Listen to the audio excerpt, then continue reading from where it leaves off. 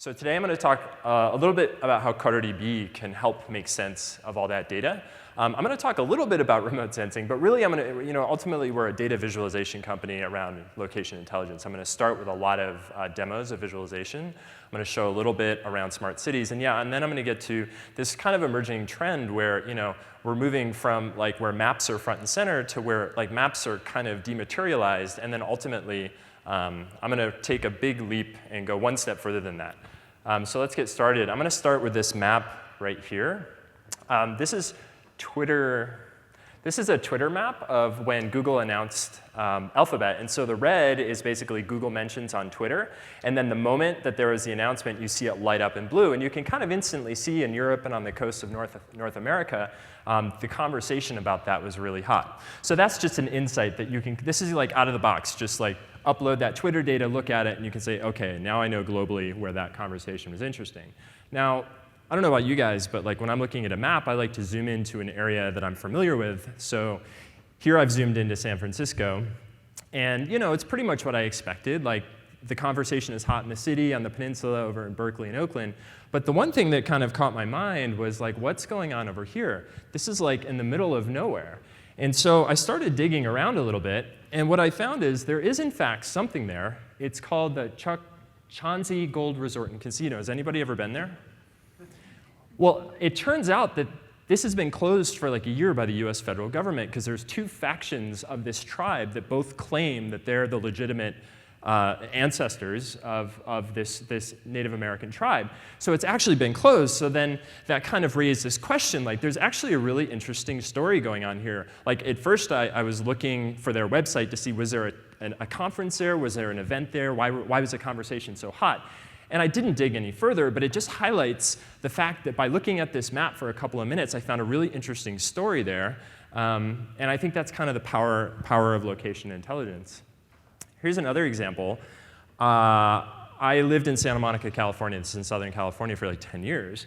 And it's a really awesome city. I mean, they're really with it. They have a lot of open data available. We're looking at daily crimes. I filtered it to show gang-related crimes going back to 2006. And so I was kind of surprised. There seems to be a lot of gang-related crime going on. And then when we get to 2013, there's this explosion of gang-related crime, and I'm like, my God, there's gang warfare happening in Santa Monica. What's going on? Well, it turns out my wife was a geospatial analyst for the city, and she said, oh, I know what that is. In 2013, the city reclassified gang-related crime to include graffiti. So after 2013, anytime there was graffiti, they tagged it as as gang-related. So again, just looking at that map, it didn't the insight of when things got really hot. That didn't answer the question, but at least it helped me narrow down on the interesting question to ask, right? And that's kind of the power of location intelligence. But that's totally nothing new. In fact, the talk earlier today from MIT, is she still in the room? Maybe not, but she had this slide about Jon Snow. So in London in the 1800s, people were dying of cholera in London, and there were all these theories about the spread of it in the city. And he just looked at that and he said, okay, I'm going to draw a map of the city. Now I'm going to draw, on top of that map, all of the water pumps in the city. And now I'm going to start coloring in where people are dying. So that's what he did. Here's a modern version of that map. And what you can see here is clearly, so these red circles, the big circles mean more people died. And, whoops, let me go back here.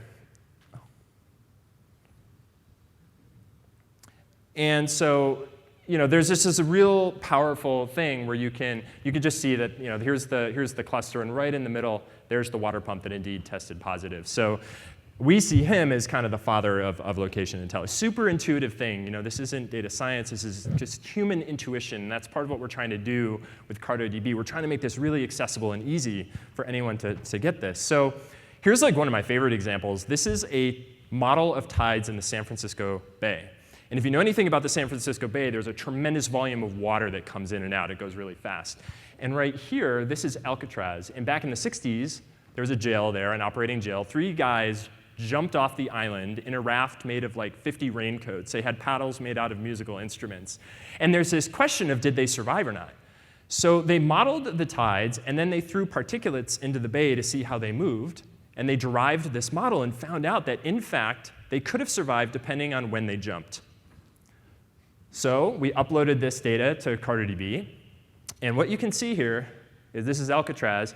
And each color represents a different jump-off time, so 11, 11:30, midnight. And so you can see, you can't really see because there's a glare. This is the Golden Gate Bridge right here. And so my favorite is this green model. So they're like cruising out. They're like getting to the bridge. They're like celebrating. They're like, woohoo. They're like right under the bridge. And the tide changes. And now they're like just underneath. And now they start to get sucked back out. And then these if they jumped at this time, they'd be running right back into. Anyway, so that's a pretty cool visualization. So we can use CartoDB to like visualize like satellites. So Landsat 8, it's NASA. Every 16 days, it images the entire world. And so this is just kind of showing how, as it orbits the Earth, it captures a 115-mile swath of land, and it goes around and around. And after 16 days, you get a total image of the Earth. And so if you don't know about how that satellites work, this kind of gives you a little bit of insight into what's going on there. This next slide is the same data processed on Google Earth Engine to show global deforestation over the last 10 years. And this is a project called Global Forest Watch. I worked on this when I was at the World Resources Institute. And it's pretty powerful. This is what changes policy. You know, when a policymaker in government or business looks at this and can actually see deforestation changing over time. Just another deforestation map. So we're zoomed into Peru. The blue, these are protected areas, biodiversity hotspots. The green are called intact forest landscapes, never been deforested. And the pink is deforestation. And you can just see by looking at this animation, you know, deforestation over time, how in the past 2 years there's been this crazy acceleration of deforestation. And actually, this has changed policy. So huge commodities companies like Cargill now have committed to zero deforestation simply by looking at this kind of information at the sea level. So it's pretty cool. And actually, right after I talk, we have Jeff here from Orbital Insight. WRI partnered with Jeff to do deep learning on satellite imagery to detect and predict deforestation, which is pretty cool. So the last example that I want to show before we get into smart cities. So Amazon has a bunch of open data available, and this is from NOAA. These are the next rad radar stations. And one of our map scientists, they mapped it, and he's from North Carolina, so he looked at North Carolina and noticed there was a station there. He pulled down the data because he knew last year there was a hurricane that did some damage in North Carolina. So he was able to map that data, and I think it's pretty cool. You just like, there's the hurricane, and since radar is over time, there's a time series there, then he kind of flipped the switch and pulled in the rest of the data, and he was able to kind of animate this hurricane. So it's pretty neat. So just a quick technical note. So the technology that is enabling moving this big data to the browser in an interactive way is called TorqueJS. Before this, you were kind of faced with like two choices if you wanted to move big data to the browser on a map. You could render map tiles on the server and then bring them to the client. But if you wanted to look at changing spatial information over time, it was kind of a bad user experience. You'd have to load these tiles for every period of time, and it was kind of slow.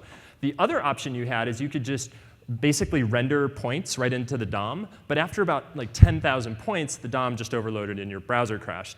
So this was a way to, you take your points on the server, and then you're really clever about how you encode space and time, and then you paint it right on HTML5 canvas in the client. So real quick, a couple of examples on smart cities. I kind of feel like our futures are really tied to cities. Most of the people live there. They're these huge economic engines. At the same time, they generate the most waste and require the most resources. So I think it's all about efficiency in cities, and it really needs to be bottom up, in my opinion. Like, you need to empower like citizens and people to be able to like understand the location information in their neighborhood, like where they live, and just to help them make better decisions. So in Barcelona, at the Mobile World Congress, they wanted to understand the impact of like people coming and spending money in their cities so that they could plan better for it. So over here on the left is the week before the Congress, and on the right is the week during the Congress, and the purple are transactions that are happening from visitors. So you can just kind of see those two hot spots of where most of the economic activity was, and then they can use that for planning next time. In this next example, this is cool. This is like real-time LA Metro information. Again, I'm a little biased towards Southern California, but for me, I always like to get to the beach, and so I was looking here and noticing, OK, there's a few different ways to get to the beach. There's not a lot of buses happening, so I kind of have to plan accordingly. This next one, has anyone heard of Array of Things? NSF funded $3 million.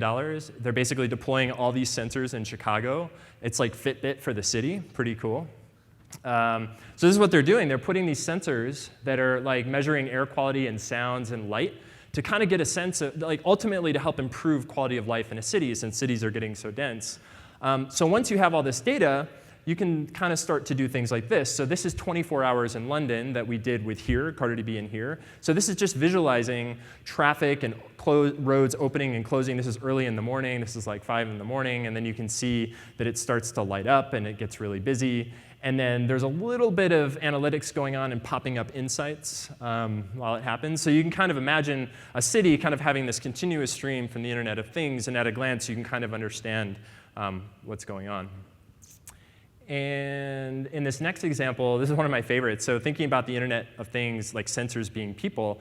So they sent people out, this is London again, to smell with their noses. And they looked at all the results that came back, and there were basically 4 classifications. It smells like exhaust. It smells like nature, like trees or water or cut grass. It smells like food, like chocolate and bread. And a smell of animals. And it was surprising because a lot of people think like the city is like this bad smell, but it turned out there are these big areas of the city that really smell nice, like chocolate and bread and food. And so you can kind of like look at this and get a sense of the different smells in a city. I really need to practice with this thing.